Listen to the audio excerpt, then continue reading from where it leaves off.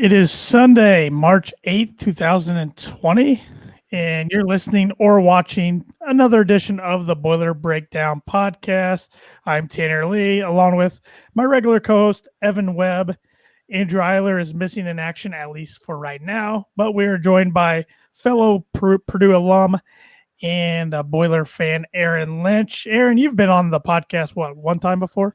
Yep, that's my second time with you guys. So it's nothing new for you. You know how we roll. Yep. So. Well, this podcast, as always, is brought to you by Sroufe Landscape Nurseries. Beautiful day outside today in Indiana. It was about 60 degrees, at least up here in northern Indiana. Definitely was great to get outside and do some things. I didn't do any landscaping. I golfed, so I guess I moved turf a little bit. But if you're planning on doing any landscaping here when the weather's nice or upcoming, give them a call at 574-223-2769. They can do anything from mulching to irrigation to spring cleanup, much, much more. So give them a call today. Well, for a long time yesterday, I thought this was going to be a really exciting podcast. I thought we were going to be talking about how Purdue had a great week, did what they need to do to get right back in contention to maybe steal an NCAA tournament bid. Unfortunately, they only did half the work that was needed. Really, in the half I didn't think was going to happen. I thought. Oh, absolutely. Even though you picked Purdue. I did. Yeah, I did. Yeah. Yeah, let's go ahead and get into that game first. Speaking of Purdue's win over Iowa, I forget the score off the top of my head. 77-68. I have it pulled up. Thank you. 77-68 at Carver Hawkeye Arena. A game Purdue pretty much just jumped out, punched Iowa in the mouth, and never let Iowa recover. Yeah, definitely a game where you knew they were going to make a run back. We got up quite a bit and knew Iowa was going to make a run at home. But kind of just always kind of kept them at arm's length really the whole time. And it was a really impressive road win. Definitely. I would even say even on the rebounding, both stats, defensive and offense. Mm-hmm. I thought that was our best effort game because even perimeter defense was, suffocating in that first half. Mm-hmm. Yeah, I thought it was Purdue's best effort game probably since they hosted Wisconsin. Evan Boudreau was phenomenal. He was just out hustling all the Iowa guys. I mean, it was kind of like the first matchup. You let Garza get his. I mean, Luka Garza is a National Player of the Year candidate for a reason. He's going to be the Big Ten Player of the Year when it comes out tomorrow for a reason. You let him get his. You just try to contain everybody else, and that's what Purdue did. I mean, they were begging Connor McCaffrey to shoot, which I thought was brilliant because he is just not a good shooter. But I thought Boudreau played great Tuesday night. I thought Eric Hunter played great Tuesday night. Mm-hmm. I'm sure I'm forgetting some guys off the top. I'm trying to do it off the top of my head without looking it up, but I just thought everybody played pretty well. I know Aaron Wheeler was the only person to play on Tuesday that didn't play double-digit minutes. He played 8 minutes Tuesday nights. But, Proctor played well too. Yes, he did. Both seniors. Yep, both seniors and Eric Hunter Jr. I mean, we haven't had much this year, but do you think that's the best road win we've had in terms of performance between that, Indiana, Ohio, and Northwest? I mean, I think Iowa's the best team by far that we beat. Indiana was the most raucous atmosphere with it being Bob Knight Day and everything. But it was senior night for Iowa. That's never easy to go and win in another team's venue when that's going on. Who are their seniors? I don't even know. Kriener's one, and then they have a guard that transferred from Valpo, grad transfer, and then they have one other guy. So no, I mean, if Garza comes back, and they get Bohannon back next year, they could be preseason top 5. Yeah, I don't see him coming back. Yeah, you think Garza's jumping? There's too much money. If you're National Player of the Year, I mean, you're going to be a late first round pick. I know we were talking earlier. Before this, but I mean, he's got a quick enough release. He can be an easy spot big man shooter in the league. Kind of reminds me of Ion Ilyasova. So it's a good comparison. So I would like him to jump. I don't want Iowa to be that top heavy next year. I mean, that's get Bohannon back. That gives him another shooter. And in Fran's other boys redshirting this year, he'll be eligible to play next year. I don't know. The recruit wise, they do have a recruit in the Indianapolis area going in next year. Yeah. It's like Plays for Nafali Crispus Dante. Atticus. Yeah. Oh, wait, no. Wait. Or Lawrence North. Oh, he Yeah. plays for Lawrence North. Yeah. Excuse me. Who beat Warren Central last night in a heck of a basketball game. But yeah, I would be fine with Garza jumping and get out of the Big Ten. I'm all for that. But then, so Purdue got that road win. Everybody started to feel pretty good again. And then they hosted Rutgers yesterday for Senior Day, honoring Evan Boudreaux, Jihad Proctor, and the king of Mackey himself, Tommy Luce, which they did a really cool video package after the game with Tommy. They had Scott Van Pelt was on it, Bill Rafferty, Stephen Bardo, Dan Dockage, one of the female commentators on ESPN. It was really cool. She's the sideline reporter. Yeah. When Dockage and what's his face do games. I can't remember. Molly McGrath. Yeah, there we go. So it was really cool to hear them all talk about Tommy, and Scott Van Pelt was pretty cool going over. When you're a legend in basketball, you only have you have one name. Michael, Larry, LeBron, Kobe. Then I think and Tommy. That was pretty cool. So. I was with Luce. So I thought when he's reading that, like, Tommy or Luce, but then But it was cool. He was talking about the Iowa game. He said when you made the roof practically blow off, Mackey. That was just that whole segment was really cool that they did that. But unfortunately, Tommy didn't get any action. I'm glad that we didn't start him. There was some fans that thought we should start him. I'm like, this game's too important. Yeah, start Tommy Luce. I mean, that's a high school thing to do. Yeah. I mean, there's way more important things going on in this game than, Painter's even said, he's come out and said that in the past, like when maybe had a guy who's farther down the bench who's going to be a senior, they asked if he's going to start him. He's like, it's not about, yes, I want to play them, but sure. You're trying to win the game. You're trying to make the tournament. Yeah. He's got a job to do. Yeah. I'm sure Tommy's okay with that. But it was just a back and forth basketball game. Purdue's biggest lead was 5, and that was when it was 5-0. Rutgers' biggest lead of the game was 6. So it was just a back and forth game. Came down to the end. Eric Hunter had a free throw that would have gave Purdue a 1-point lead with a little over 2 seconds left. He missed. Game went in overtime. Did either of you think he was going to make it? Because I actually thought he was going to make a second free throw. After he made the first one, I thought he'd make the second one. I would agree. Unfortunately, and I'm mad at myself that I'm bringing this up, but Purdue's had a lot of struggles when it comes to clutch free throws over the years, particularly when guys make the first of 2. They always seem to miss the second. Let's go back to Sweet 16 last year when Carson got fouled against Tennessee and missed the first one. I thought for sure that was going in. Yep. Those were 2 clutch ones he hit after that. I don't even want to bring. I'm not speaking of the Elite 8 one. That's what was coming in my head. I just can't get that out of my mind. It's in my mind all the time. But even going back to I remember in 2008 against Illinois at home, Juwan Johnson had a free throw that would have won the game. He missed. Carl Landry back against Indiana in Katie's last year, he missed one that would have won the game. I don't know. For some reason, it's just I don't remember Purdue ever hitting that much needed free throw to ice the game. But with how Gio was shooting and taking over, I had no doubt in my mind that even if Eric made it, they would have somehow got down the court. He'd hit an NBA range 3 or a half quarter or something, win the game. 2 seconds is a lot of time. Yeah. That's what. Yeah. Mm-hmm. If he wasn't going to take over the game, I thought Ron Harper was going to make the shot anyways. It was pick your poison with both of them. Mm-hmm. With rotating Eastern out and the Harper, even though Harper was a decoy, I felt for those last 3 minutes, Gio just couldn't miss. And he couldn't miss. He was the best player on the court, and I thought Pikel did a great job getting him the mismatch that he wanted. They would do a pick and roll, Gio, and it would force Sasha to pick up Gio every time, and Sasha just couldn't guard him. Mm-hmm. Unfortunately, or at least he was still forcing him into tough shots, but he couldn't get on him like No Gel could. So, yeah, and that was the whole thing. Tanner, you're at the game, right? Yes.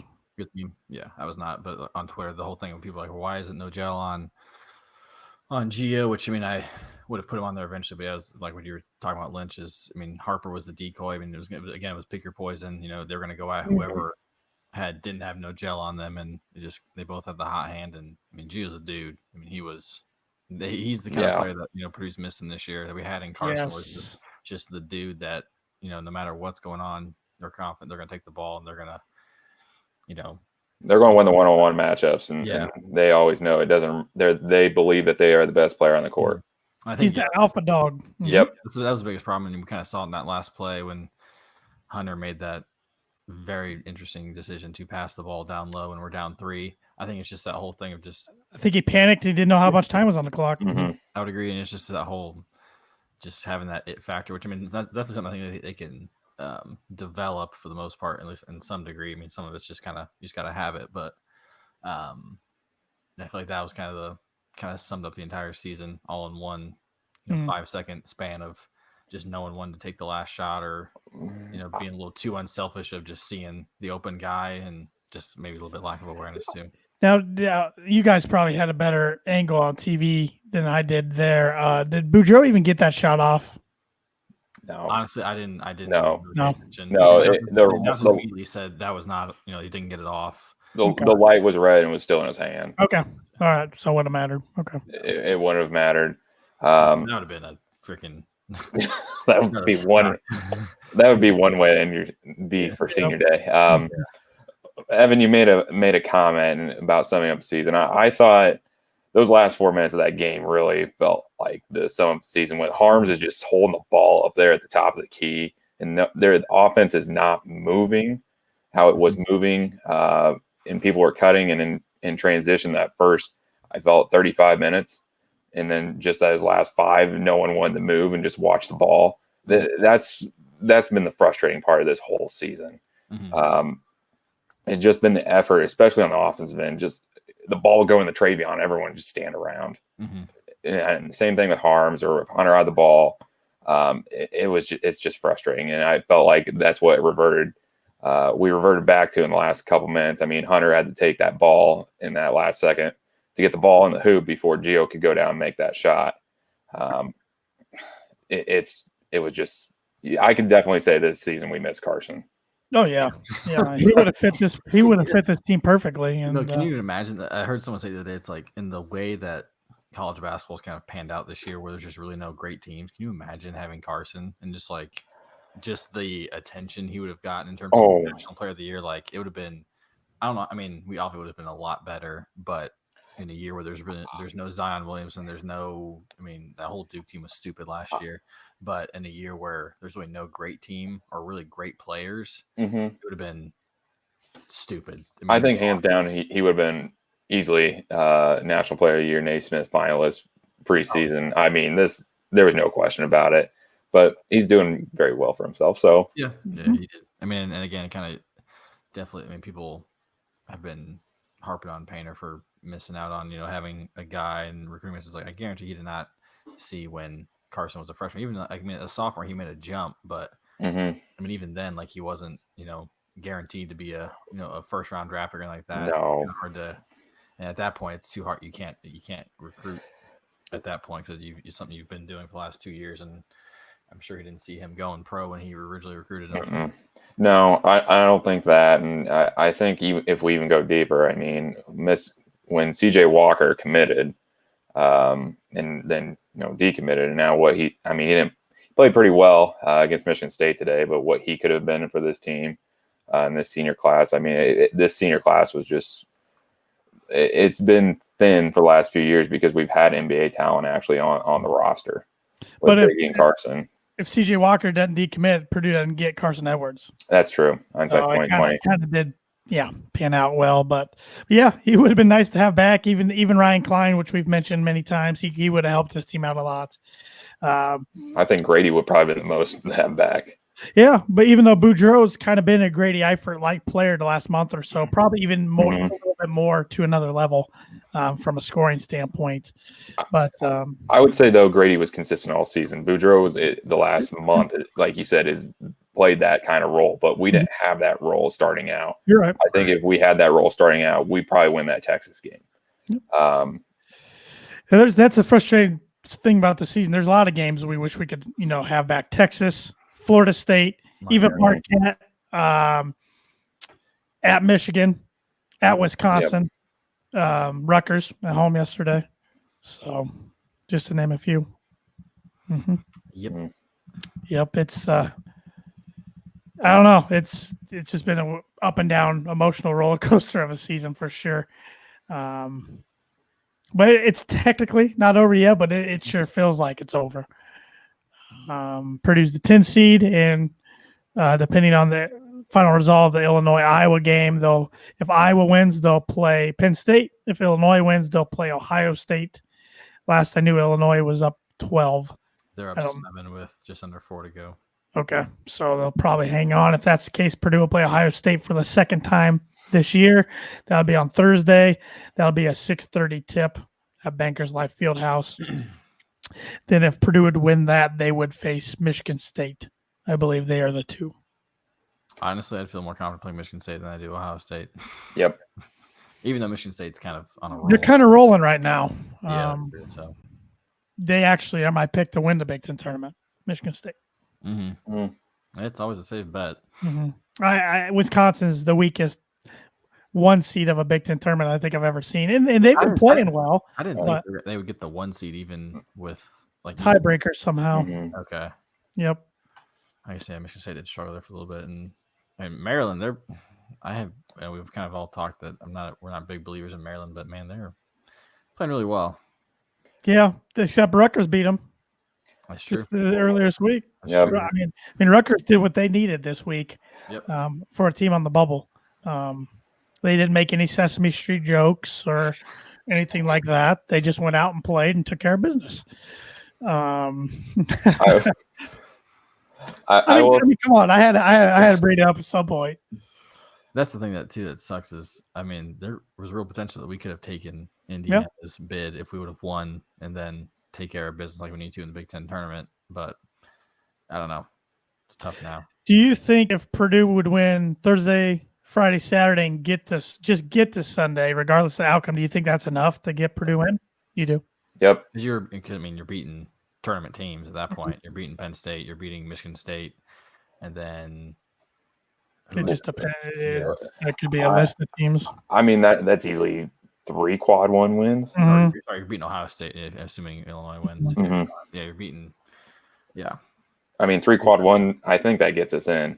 I kind of think if we get the Saturday and they're convincing 2 wins, I think that might be enough. Because the biggest thing right now against Purdue is what it seems like is not so much the quality of wins, it's the quantity of wins. So I think just getting wins right now is the most important thing, which is why you have conversations like with Indiana, who very similar records, but they just have a few more handful of wins than we do. And they did beat Florida State, which is a very impressive win. And I think if something going against Purdue is there's a big difference between 9-11 in the conference and 10-10 in the conference. Yep. And that number of 16 losses is just a big number. Yeah. But there's not really any bad losses besides Nebraska on there. Yeah, you're right. That is the only outlier. That was a really bad loss. But yeah, it would have been frustrating. Get yesterday's game. I think Purdue just needed to get 1 then in the Big Ten tournament, or 2 for sure. But 1, I think, would have done it. Mm-hmm. But this wasn't meant to be. Lost a heartbreaker. First senior day they've lost since we were all 3 in school back in the 2013-14 season. They lost at Northwestern. That was a bad one. That sealed last place finish in football and basketball that year. That was pretty bad. Not fun. Some of the darkest times. Yeah, we didn't go to school during the best athletic period, to say the least, but is what it is. Can't change that. Yeah, I would say we can preview games at the Big Ten tournament, but I'm kind of waiting on this game to go final between Illinois and Iowa. Let's discuss. I mean, what's our better matchup, Ohio State or Penn State? Penn State. I think Penn State too, because I don't think they would shoot high 3-point percentage again like they did at Mackey the first time, and they're just not playing well. No, they're not. But Ohio State's a great 3-point shooting team, but they struggle at defending the 3. But Purdue doesn't shoot well usually in Bankers Life, and Purdue's really shot poorly. 2 of their last 3 games, both games at Mackey Arena, they did not shoot well, and that's what stings too. They lost 3 of the last 4 home games. Yep, it just doesn't sit well with me at all. Well, I was going to go. Let's go back to the Penn State. I mean, I remember Watkins got in early foul trouble. Stevens did. Stevens. Okay, Watkins didn't get in foul trouble, and then they were missing. Suspended, wasn't he, against Northwestern? Was it Watkins? Yeah, Watkins did not play yesterday against Northwestern. Yeah. But Pitt State was also missing their second leading scorer when we played them that night. He had the flu. I forget his name off the top of my head. So it could almost be a whole completely different game. Yeah. Yeah, could be. But it looks like, Illinois is up 9 with 3:13 left. Illinois would have to lose for us to play Penn State. So, Ohio State was just an ugly performance by Purdue overall that day. I thought they got out-toughed. Purdue was just not fundamentally sound that day, turned it over a bunch. It's very ugly and hard to watch. So, I don't know. I coming into yesterday, I was actually hoping and rooting. I know this is going to sound terrible and damning on this podcast, but I wanted IU to actually be playing on Thursday, and I wanted us to actually play Nebraska on Wednesday and be 17-14. That way we could get another win. That way, if we could get a couple wins, get to Friday, that's where I thought coming into this week would have been the best. But even if they would, IU sucks. So they would have had to win, and we would have had to still lose for them to do it. Because if we would have both won, we would have still gotten the tiebreaker. Would we have gotten a tiebreaker, or would have been overall record? It would have been tiebreaker. Head to head. If we both would have won, if they would have won and we would have lost, then they would have been ahead of us. But if because it was because we would all been sent in 10-10, but would they have the tiebreaker over Rutgers? Because Rutgers would have been sent in 10-10 as well. Rutgers beat them. Yeah, and they're only head-to-head matchup. Yep. So. There was a whole tie because it was the 10 seed would have been between 10, 11, 12 was us, Indiana, and Minnesota, and we had the tiebreaker over all those teams because of we were 3-0 against those two teams. So we would have gotten if there was some sort of a tie there, we would have gotten it. Yeah, but 4-point game. 4-point game now. Yep. Oh, I know a certain Illinois fan. I'm sure that's on the edge of his seat right now because he hates Iowa with a passion, and this is for the double bye. Yeah, there was a. Let's see here. Iowa made 2 free throws, and then Illinois missed a shot, and then Bakari Evelyn made a 3-pointer. Now I got a 6-point game now. Oh, okay. 2:19 with to go. 134 left. Okay, man, you think it's way ahead of mine. 76-70. Well, I think we're probably. A lot can happen here, but I think we probably are playing Ohio State. Yes, I don't like that matchup. You're right. I'm gonna pull up the just so we can kind of preview the whole Big Ten tournament. Assuming Illinois wins here, we're gonna do that. So Maryland won today, Minnesota and Michigan State all won. So your first round on Wednesday, you've got Northwestern and Minnesota. 13 seed Northwestern, 12 seed Minnesota. Give me Minnesota, but in a close one. Yep. I would think Daniel Oturo dominates. It's at least a 10-point win. It's interesting because for a guy who blocks a lot of shots, he gets awfully lazy on defense. Mm-hmm. He's interesting. And then, I'm sorry. Go ahead. I was just going to say I don't think Patino's accountable towards him. Oh no, star player. So that's coaching's fault. Patino's in his 7th year at Minnesota. And it's when's his seat get a little hot? But also, what are the expectations when it comes to Minnesota basketball? And he's a lot calmer than their whacked out football coach.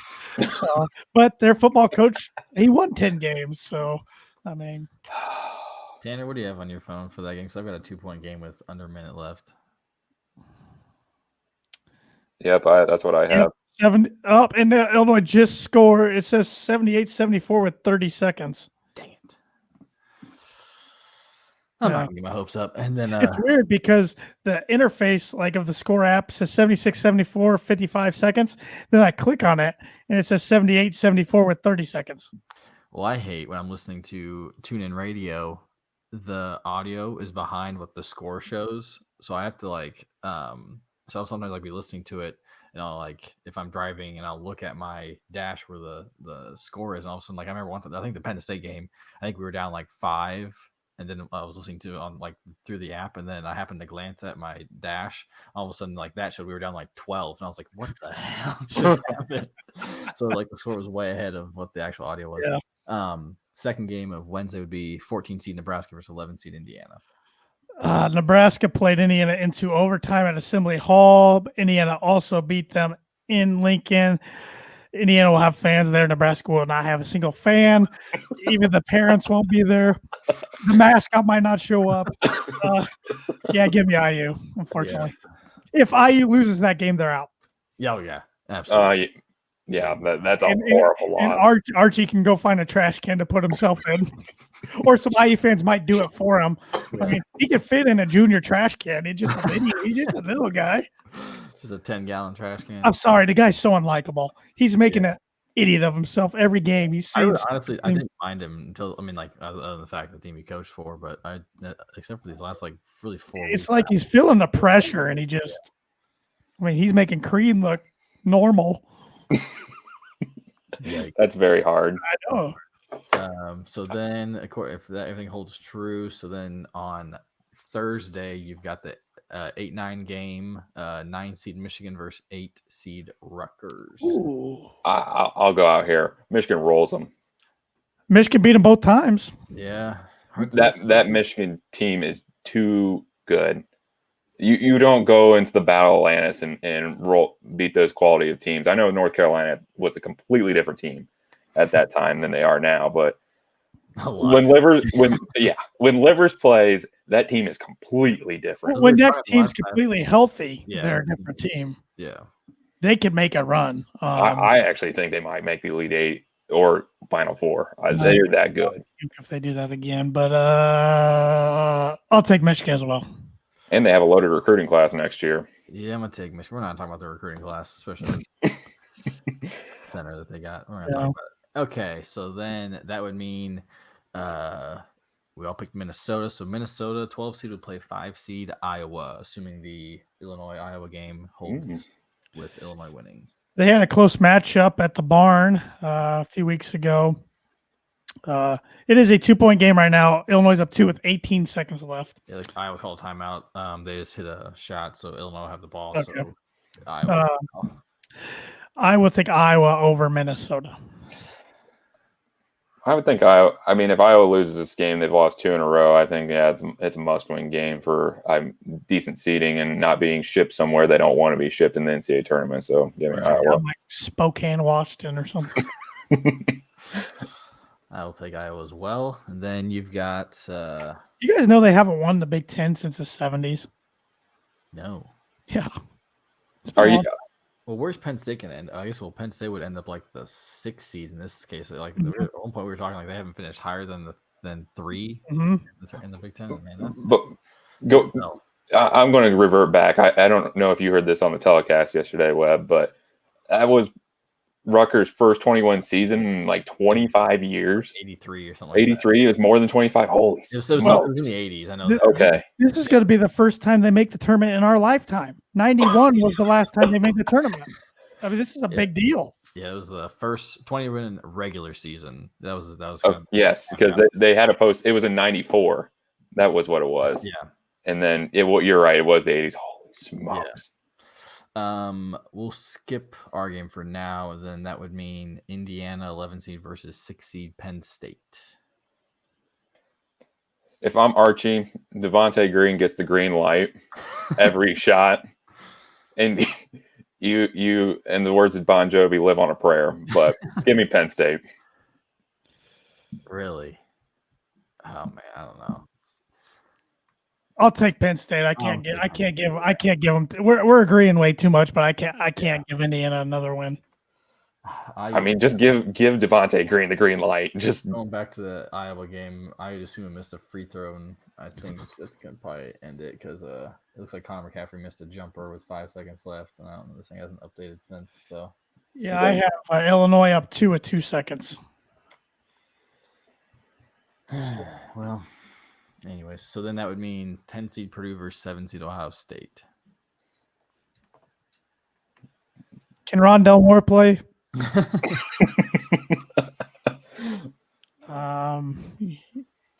What the heck? I'm gonna take Purdue. I don't know. I don't know why not. Carson Edwards ain't walking through that door. Can we go to Maine and get him for a couple of games? I would love that version of what he's been doing in Maine. He threw down a nasty one today or yesterday. Yeah. Lefty, of course, but yeah. I think we probably will lose this game, and we're probably headed for the NIT. I don't know if we'd make the NIT if we have a 500 record. That doesn't matter. Yeah. So the only thing I would enjoy about the NIT, the only thing was if we could somehow play IU in it again, or play Notre Dame. Yeah. Besides that, care less. Yeah. I'm afraid to go to one of those NIT games at Mackey. I'm not going. I will watch it on TV. I'm not going. I will support them from my couch. But I will not go. What's your thoughts, Webb, on the game? I don't feel good about it, but I'm gonna pick us. Man, I don't like that matchup at all. I'm the only realist here. Yeah. Hey, looks like Iowa had like 40 shots in the last 2 seconds, and I can't. This app is not loading. It says I keep saying 1 second on my app. Iowa offensive rebound with 2 seconds left. What if there's a big fight or something? Like Fred and Underwood are just going at it. What's the other game? We already covered it. It was Penn State, Indiana. Oh. Indiana wins. So, and then the Friday matchups would be Michigan, because we all picked Michigan versus Wisconsin. Give me Michigan. Yeah, Michigan. Yeah, I wanted that Wisconsin team. I mean, they're playing well, but I don't see them as a huge threat. It's weird. I think Teskey dominates Reavers in that game.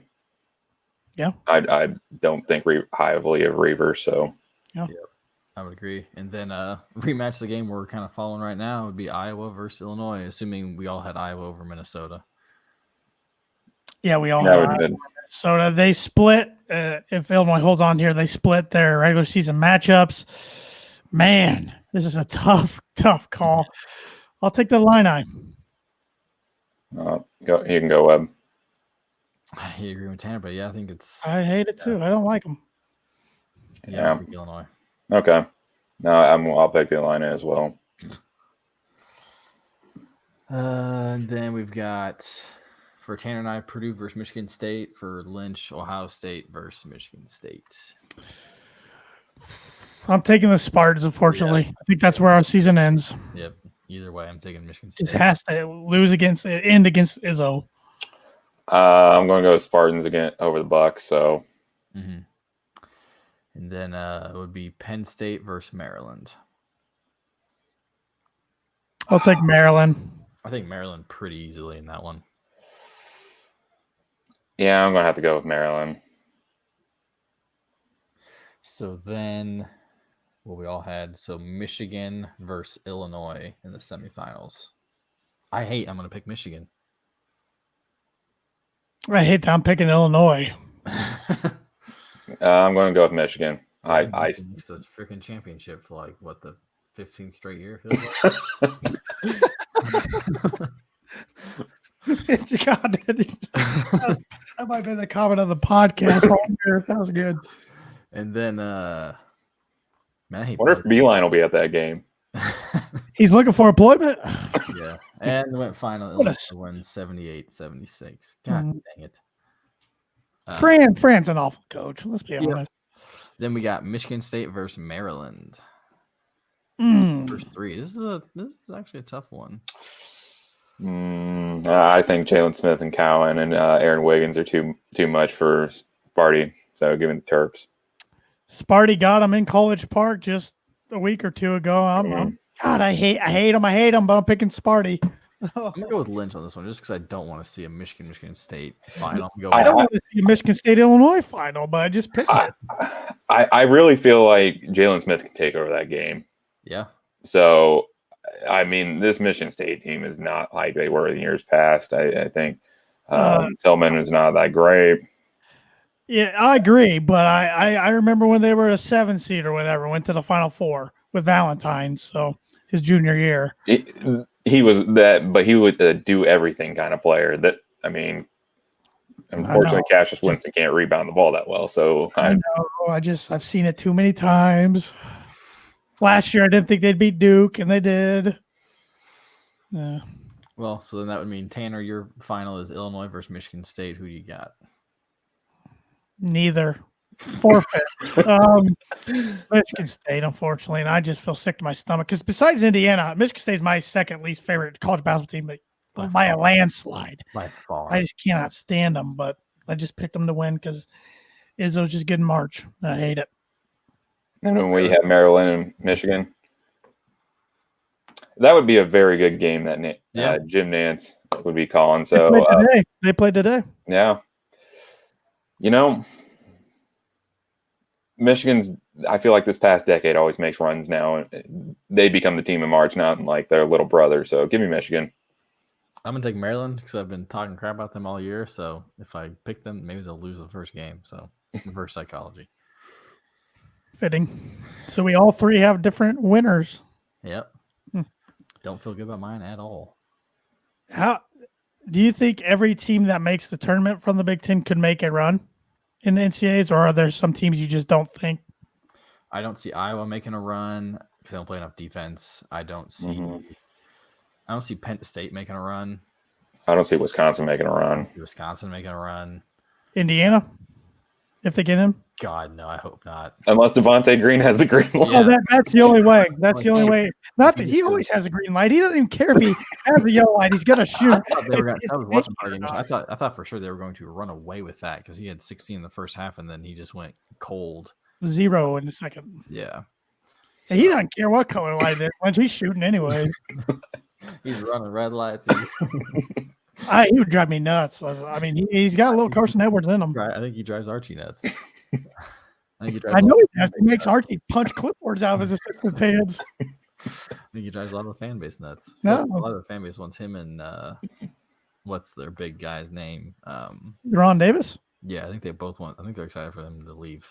Well, yeah, because they're the two cream leftovers. Yeah. Well, Devontae Green reminds me of the horrible version of Jamal Crawford. Yeah. J.R. Smith put together. I mean, it's bad, but it's fun to watch. It is.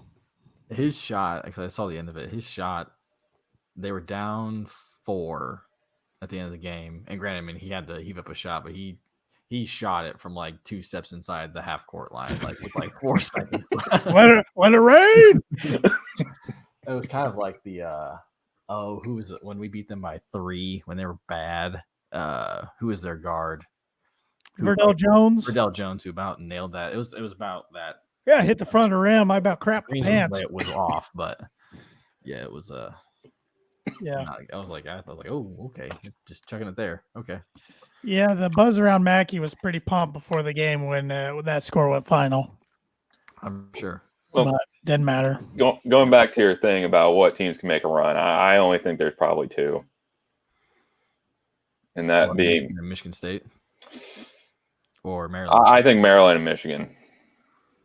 You got to put Michigan State in there, in my opinion. Yeah, I can't count out. I even think Illinois can make a run. Yeah, I mean, but they got to get help. It can't just be the IO show. Frazier's got to hit it. Frazier hits, they are scary. Yeah, Frazier's hitting and Kofi's dominating. That's a scary team. Yeah.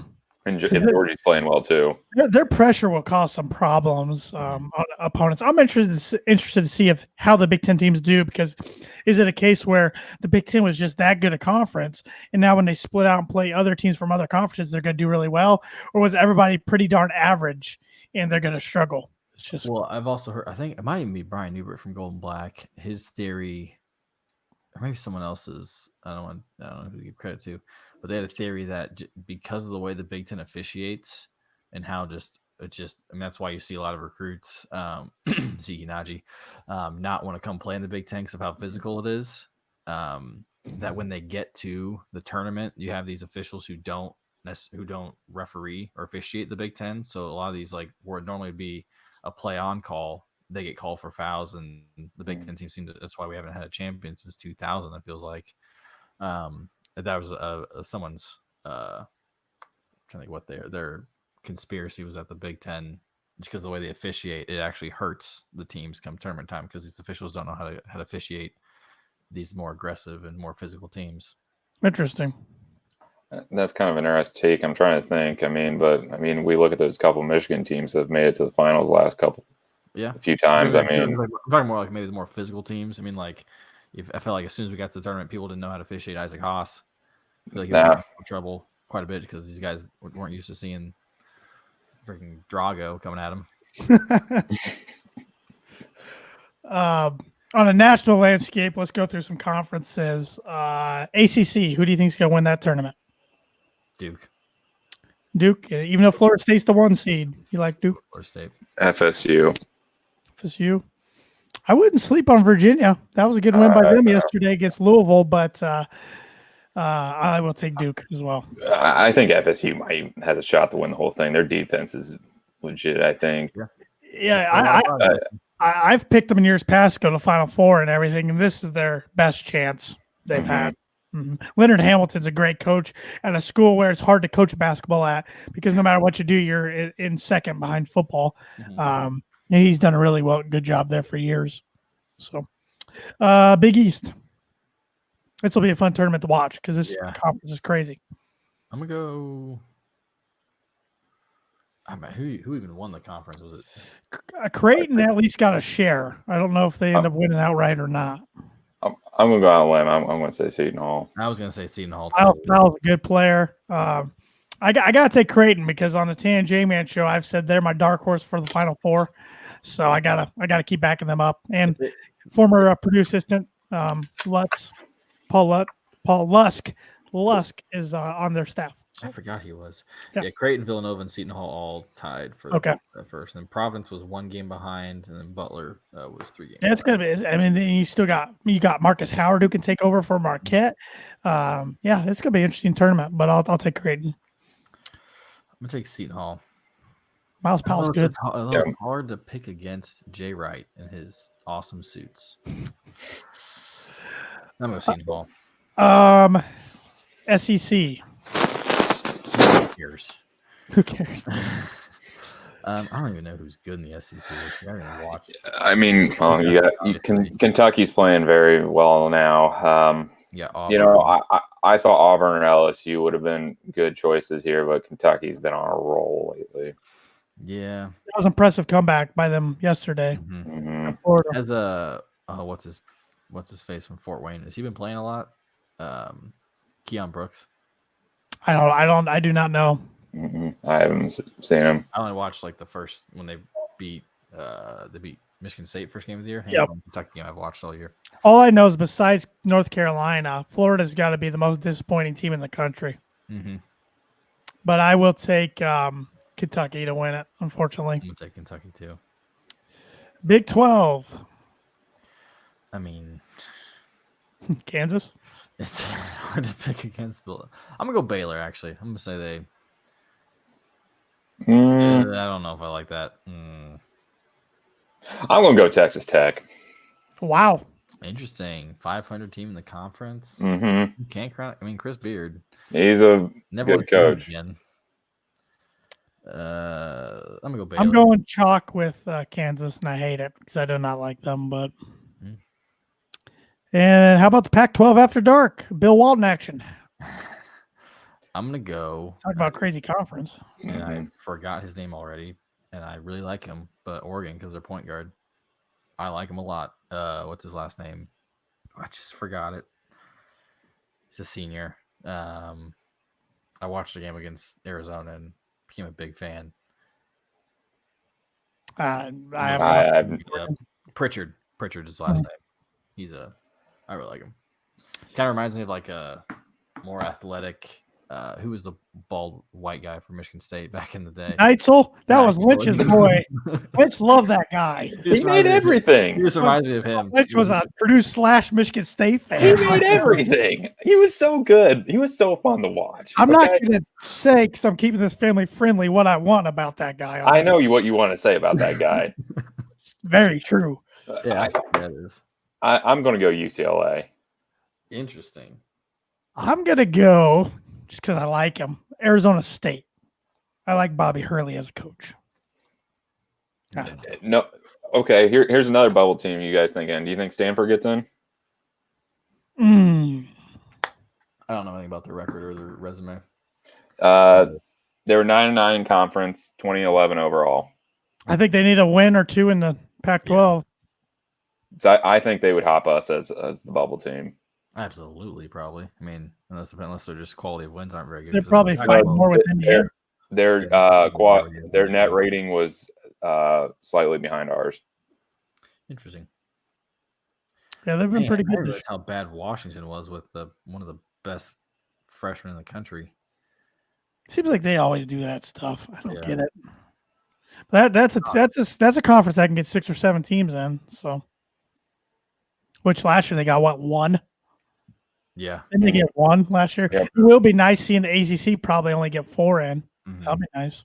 What about I mean, it definitely didn't hurt our chance, or definitely hurt our chances. But I mean, other bubble teams with San Diego State not winning their tournament, Utah State. I think they would have got in anyways. They were first 4 out in a lot of bracketologists, so they definitely they're taking someone's bid. Yep. Well, and Bradley took somebody's bid. Yep. Was Bradley not projected? I don't remember. They were mid pack as Missouri Valley. They were finished third. But now Northern Iowa probably won't get in. I don't know. Right. I wouldn't think they get 2 in. Yeah. Man, Evansville. Wow. Watch out for the Akron Zips. If they win the MAC tournament, John Gross gets himself back in the tournament. I would pay money to have the matchup with Illinois. Please, it won't happen because the Akron will be like a 14 seed. But, watching that game would need to be televised with the people around you. I'm not going to watch an NCAA Illinois game around him. I mean, he wouldn't want to with me in Purdue. So, yeah, but all right. So, I mean, we won't go to the smaller conferences, but which is the best out of all pretty much the small schools? I think it's got to be either Dayton or Gonzaga, doesn't it? Dayton, yeah. I think I'm a big Mark Few fan. Hard to count him out. Mm-hmm. I think Mark Few's experience now in March is, invaluable at this point. So I have to say Gonzaga as well. If you want a little team that might win a game in the tournament, it's East Tennessee State. They're good this year. Liberty, another one. But I'm not saying make a deep run, but they might win a game. It's all about matchups and what the draw is next Sunday. You're right. Hopefully we can. I am blanking on their conference. The WCC. West Coast Conference. St. Mary's should make it out of that conference. Oh no, not St. Mary's. BYU. Yeah. St. Mary's took a bid last year. I mean, I think St. Mary's is part of the reason. Well, I think the part reason why Indiana get in last year because they lost. Then Indiana went on to lose to Ohio State in the Big Ten tournament, and Ohio State got in. Indiana didn't. But I think St. Mary's definitely had a part in that. Yeah. Well, I officially got a message that Andrew will not be joining us. Didn't figure he probably would be, but that's okay. Any last thoughts before we switch gears real quick to a little spring football? Can we talk about recruiting? Yeah. God. We can.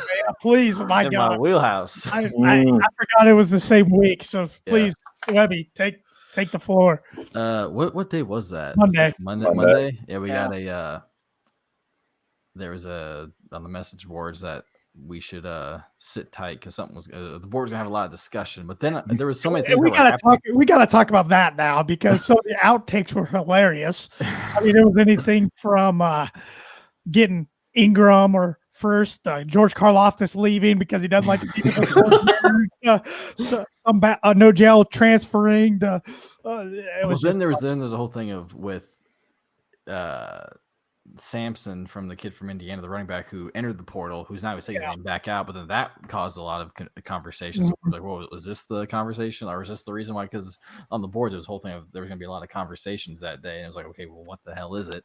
Is it that? Is it what is it? And then my favorite post was one guy goes, Brian said like we expect a lot of high traffic today. Yeah. And one guy's like, I know Brian is just sitting at home in his basement just laughing because it's working because they are getting high traffic on the website. Yeah. So, yeah. But then there was I think I saw on Twitter, people were saying, oh, hearing a lot of chatter out of Fort Wayne about Caleb First to Purdue, and that got us excited. That's what ended up being Caleb First, 2021 high four-star, top 40 player. As of right now in the class, about 6'9", 230 roughly, something like that. Yeah. Mm-hmm. At a Fort Wayne, it's Blackhawk. Christian. So I thought there were 3. I thought they were smaller than that. I wish I would have went and seen him play. He was playing in a sectional just up the road from where I live. Yeah. He committed, became the first player of the 2021 class. What most likely will be a 2-person class. Most likely, you never know with transfers. I hope to God no one transfers, just being honest. Hell of a get for Purdue and Painter. He's been on him for a long time. He's kind of one of those kids that when he was a freshman, a lot of people knew he was going to be a good player. I mean, he had offers from Purdue, Indiana, Virginia, Michigan State, Ohio State. It sounded like North Carolina. He didn't have an offer yet. Oh, he didn't yet? Okay. He talked to Duke last week. Yeah, too. I knew that. He didn't have offers from either of them yet, but that's always fun when Duke comes in the mix. Yeah, but I mean, he had come to Purdue for the Virginia game, the Michigan State game, so we saw 2 blowouts, but they were also Wisconsin too, I believe. I think was it that? I don't remember that one. I thought somebody said that on the board. I could have been wrong. Maybe that was Kaufman. No, Kaufman was at the Michigan game, I think. Oh, great. Yeah. But I mean, yeah, especially on the boards, the chatter was, would Purdue want First or Kaufman, Trey Kaufman down from Sellersburg, Silver Creek? First was a higher rated player, but Kaufman was definitely, I think, the more well-rounded 4, I guess. I mean, he was kind of more of a Vince Edward type, where Caleb is more of a low post guy. Hasn't really, I mean, he's definitely had some outside shooting to him, but not like Trey. But I mean, anytime you can get a in-state top 40 kid, I'll take that. Yeah. Mm-hmm. I mean, last time we got a kid named Caleb out of Fort Wayne. That worked out pretty well for us. So yes, it did. And Swanigan even said this kid's more polished than he was coming into college. Okay. So I saw you tweeted about that. So. Lynch, what do you want to say? I know you were talking about your. No, I just we'll see what minutes will be, because he'll probably play the 4 coming in. I mean, him and Gillis. Like some small ball 5. I mean, because he'll be coming in. Trey will be a senior. We'll still Ivy will be a sophomore, redshirt freshman. Right. I'm thinking more like the big men you'll have. I mean, not Ivy, Edie. Edie will be a redshirt freshman. DeWona, if he's still there, will be in. I mean, Lord knows what's with that. Don't know if he lasts past this. I mean, I don't know where he's already sat out a year. I mean, I don't know if you want to sit out another year. I mean, I don't know. I just see him probably, going down a level. Yeah, I can see it, but I don't know. I think it's going to work out well. I think him and Gillis will probably split time. I'll be interested what Gillis will look like next year. Yeah, I mean, First has got some handles. I've watched, some videos of him. I've seen him take it down the court, and he's got some nice handles for being that big. So, but it sounded like he's really appreciates the fact that Purdue's been in since the beginning. It was kind of hard. He was definitely a hard kid to read. I feel like every time you'd hear watch a video of him from a visit or whatever, he was always, giving everybody kind of the same amount of props. It sounded like for a while that it might have been Virginia was the team to beat. Then maybe Michigan State was coming into the picture. I feel like Michigan State always gets kids from Fort Wayne. Yep. That's what I heard a couple of years ago. Yep. And, but I mean, maybe it's more of the, actions speak louder than words, because he came to Purdue a lot for games and for camps. And yeah, I mean, he's, like I said, a heck of a get to get the class started. And now you more than likely have 1 spot left, which sounds like we're in a really good spot with 6'7" forward Harrison Ingram out of Texas. There's always that'd be a 13th ranked player in the country. 5 in the country. Yeah. I know there's an Instagram page for when you see like recruits post, their top 5 or top 20 in some cases, or top 50 for some of these football kids. I think it's called Tipton Edits is an Instagram page. It's pretty cool little page, but I think they tweeted first picture that First tweeted out or posted with him in a Purdue uniform, and I said Caleb first committed to Purdue, and Harrison Ingram actually commented with the 2 eye emojis. And I think First and Ivy and some other guys tweeted or responded to him saying that he was next. And yeah, so we'll see. And there's also, Max Christie, 5-star, top 10 player out of suburbs of Chicago. We're still a player with him, obviously. And then another interesting thing is there's another kid in Fort Wayne out of Homestead, Luke Goody. Doesn't even have a Purdue offer yet, but it sounds like it's one of those guys. If any other year, he probably would, but just for space reasons. We haven't extended one, but he's getting looked at by Louisville. I know he's just looked at Illinois. Yeah. He's starting to pick up some nice offers. It could be one if it comes down to it, Purdue could offer. And I know him and First are really good friends, and he's kind of he's a kid who can shoot the ball really well, and it would fit in the Painter's mantra of getting a shooter every class. So we'll see, but it's a lot different than probably like 5 years ago, where we're in on a lot of really good, talented players. And it's kind of nice because, again, the whole conversation of Trey Kaufman versus Caleb First. And it's like, Painter's still going to see Kaufman play. So it's like, man, it's interesting. I don't know. Maybe we'll do the oversign thing. I don't know. But it's a good problem to have when you're debating whether you want, between 2 top 100 kids, which one you'd want better. In-state kids too. Yeah, in-state kids too. It's interesting to even think about next year, the minutes. And I want to bring this up because, Evan, you remind me of something before this podcast I forgot about, and that's Sasha Stefanovic. Aaron, you mentioned one time you never thought he'd play meaningful minutes. I'll admit it, yes. I've been wanting to talk to you about this for a long time. I do think if he plays as many minutes next year as he is this year, that might be a bad sign for Purdue. Possibly. I don't know, but he'll be another year experienced. Yeah. But you got these other guys too in the mix. I don't know. I think Brandon Newman takes more of his minutes next year. I really do. I think you see Sasha start next year just simply because of experience factor. But it's really around probably the Christmas time is when we'll see kind of who's. When a lot of people are calling, Ivy and Morton starting from day one. I don't see it. No. They just come in and absolutely just blow everybody away, which then could also be another problem.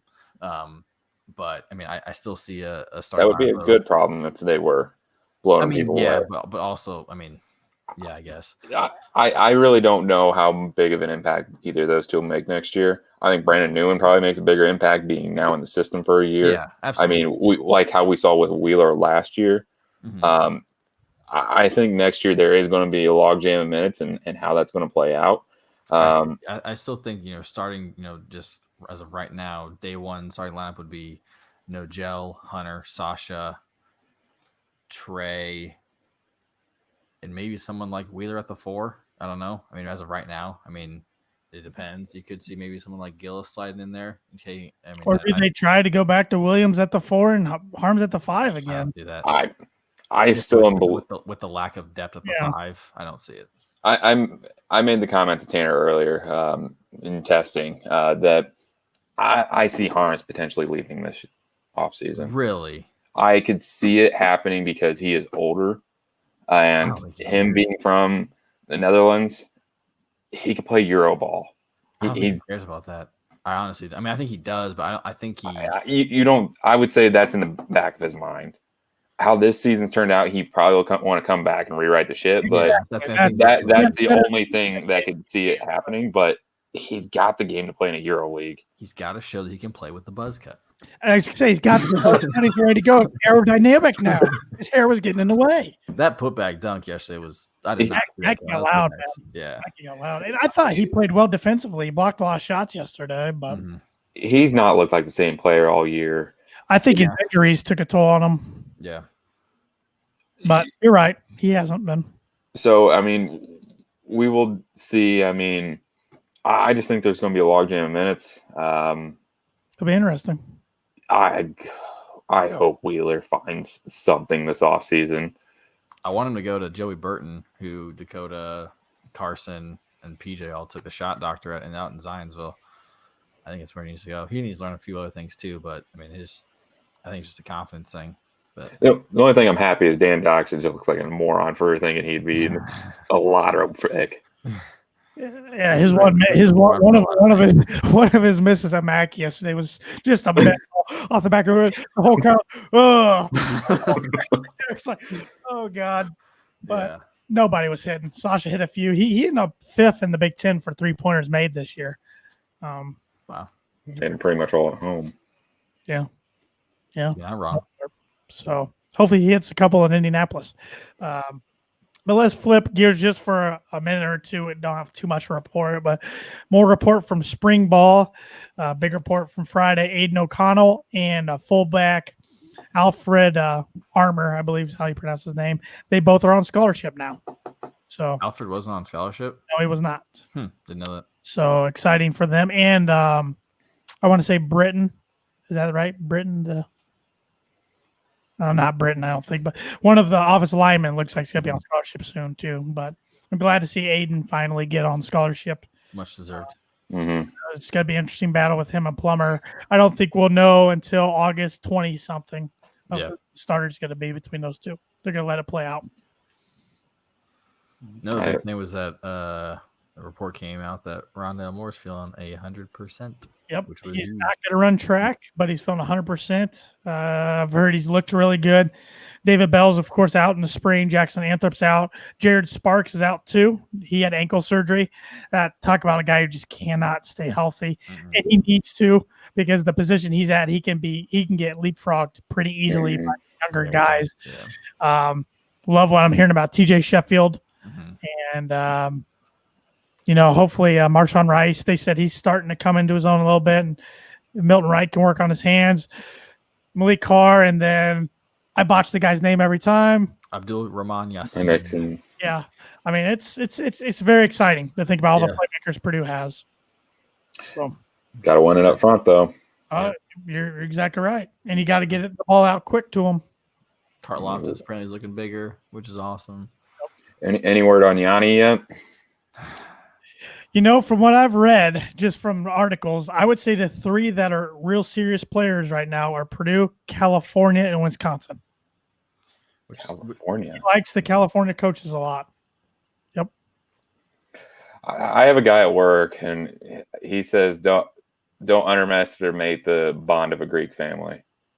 Yeah. So he says, he's 100% for sure Yanni's coming. But I told him, I said, I don't know. It was junior day yesterday on campus. There was a lot of football recruits there. They actually brought them out on the sidelines at Mackey before the game, lined them up. And then that was the only game I spotted Jeff Brom in the crowd this year. He's sat in the very front row in the black chair. I saw, watching the game on TV, behind the bench, I swear I saw Corey Trice, like behind. Maybe. Almost like on the Rutgers side, like almost on like right over there. But I know the guy you're talking about. I couldn't tell if that was a Purdue guy or not, because I saw that guy come in behind. It looked a lot like Corey Trice. But yeah, he's wearing a Purdue hoodie. I know that. Okay. They did take the football recruits all the way up to the nosebleeds. That's where they sit, because I saw the whole staff and the recruits going up there. But it was pretty cool to see them all on sideline. There were some big boys there yesterday. So saw Coach Diaco at the mall today. Hey, he can dance. We saw that the other day on Hodges' Instagram story. Guy's a character. That's Diaco for sure. and McCollum, and then one other guy I didn't see, but I saw him going up the escalator at the mall. Didn't say anything, but should have said something to him. I thought about it. I just stared. So 3-4 or 4-3, Coach. What are we running?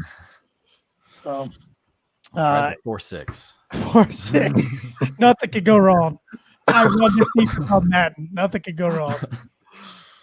Any closing thoughts? We wrap this up. Oh man, this season's just been kind of just always waiting. It's a frustrating season. But I mean, it's definitely a lot different feel than 12-13, 13-14, where that just felt hopeless and no true sign of a turnaround. I mean, I guess you had in 13-14 the thought of I hated that team. It was not a likable team. At least this team was very likable. Yeah, that's true. Wait, I was going to say I thought 12-13 was worse than 13-14. They both are bad. I mean, yeah. I mean, 12-13 you had you had Bird, you had trying to think who else was in that class with Bird. I don't remember, but I mean, I think DJ was like one of two. I think there was a walk-on with him. Yeah, it was Drew Anthrop.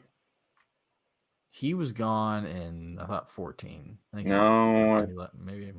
No, I think it was Bird and Drew that year. Maybe you're right. I don't know. Sterling Carter and Eric Peck. Yeah, we have Jacob Lawson. Yeah, he transferred. Donnie Hale. Anthony Johnson.